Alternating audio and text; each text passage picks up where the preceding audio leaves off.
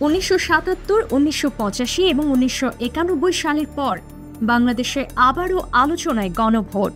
জুলাই সনদের বৈধতা দিতে এবং সংবিধান সংস্কার করতে গণভোটের প্রস্তাব দিয়েছে জাতীয় ঐক্যমত কমিশন। আপনি কি জানেন গণভোট কি? বাংলাদেশে কতবার গণভোট অনুষ্ঠিত হয়েছে?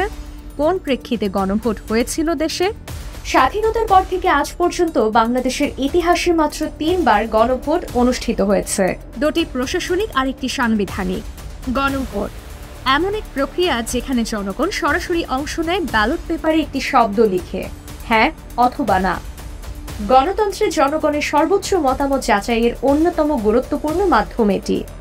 1977 সাল প্রথম গণভোট। সময়টা 1977 সাল। দেশ তখন রাজনৈতিক অনিশ্চয়তার মধ্য দিয়ে এগোচ্ছিল। প্রয়াত রাষ্ট্রপতি জিয়াউর রহমান নিজের শাসনের বৈধতা যাচাই করতে ডাক দেন গণভোটের। 30 মে দেশের 21,000-এরও বেশি কেন্দ্রে অনুষ্ঠিত হয় ভোট গ্রহণ। মোট ভোটার ছিলেন প্রায় 3,84 লাখ। ভোট পড়েছিল 88%, যার মধ্যে 99%ই হ্যাঁ। এই ফলাফল জিয়ার শাসনকে শক্তিশালী করে তোলে এবং রাষ্ট্রপতি হিসেবে তার অবস্থানকে সুসংহত করে। 1985 সাল দ্বিতীয় গণভোট। 8 বছর পর 1985 সালে আবারও জনগণকে ভোটে ডাকেন আরেক সামরিক শাসক হোসেন মোহাম্মদ এরশাদ। লক্ষ্য নিজের নীতি ও কর্মসূচির প্রতি জনগণের আস্থা যাচাই। 21 মার্চের সেই ভোটে ভোটার উপস্থিতি ছিল প্রায় 72%। হ্যাঁ ভোট ছিল 94%-এর বেশি। ফলাফল ঘোষণা হয় এরশাদের সরকারের বৈধতা প্রতিষ্ঠা। তবে রাজনৈতিক পর্যবেক্ষকদের অনেকেই গণভোটকে দেখেছিলেন প্রশ্নবিদ্ধ হিসেবে। 1991 সাল তৃতীয় গণভোট। 90-এর দশকের শুরু। গণ আন্দোলনের মুখে এরশাদ পদত্যাগ করেন। দেশে ফিরে আসে গণতন্ত্র।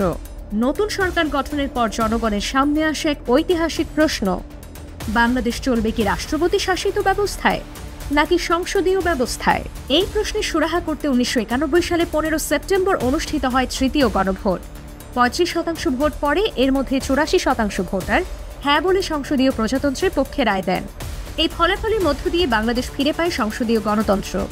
নতুন অধ্যায় জুলাই সনদ ও 2025-এর প্রস্তাবিত গণভোট। দীর্ঘ 3 দশক পর আবারও আলোচনায় এসেছে গণভোট। 2024 সালে ছাত্র জনতার অভ্যুত্থানে আওয়ামী লীগ সরকারের পতনের পর দায়িত্ব নেয় অন্তর্বর্তীকালীন সরকার। সংস্কারের পথে এগোতে গিয়ে সামনে আসে একটি বড় প্রশ্ন: সংবিধান পরিবর্তনের বৈধতা কিভাবে নিশ্চিত করা হবে? এই প্রশ্নের উত্তর খুঁজতেই জাতীয় ঐক্যমত্য কমিশন প্রস্তাব দেয় সংবিধান সংস্কারকে বৈধতা দিতে নতুন একটি গণভোট আয়োজনের। জুলাই জাতীয় সনদ সংবিধান সংস্কার বাস্তবায়ন আদেশ 2025 নামক প্রস্তাব দেয় প্রফেসর আলী রিয়াজের নেতৃত্বে ঐক্যমত কমিশন। এই প্রস্তাবিত আদেশ অনুযায়ী জনগণের সার্বভৌম ক্ষমতা প্রয়োগের উদ্দেশ্যে সংবিধানের 48টি সংশোধন প্রস্তাব গণভোটে উপস্থাপন করা হবে। ব্যালটে থাকবে একটি প্রশ্ন: আপনি কি জুলাই জাতীয় সনদ সংবিধান সংস্কার বাস্তবায়ন আদেশ 2025-এর পক্ষে মত দিচ্ছেন? ভোটারদের হ্যাঁ বা না দিয়ে জানাতে হবে তাদের রায়। গণভোটের পর কি হবে?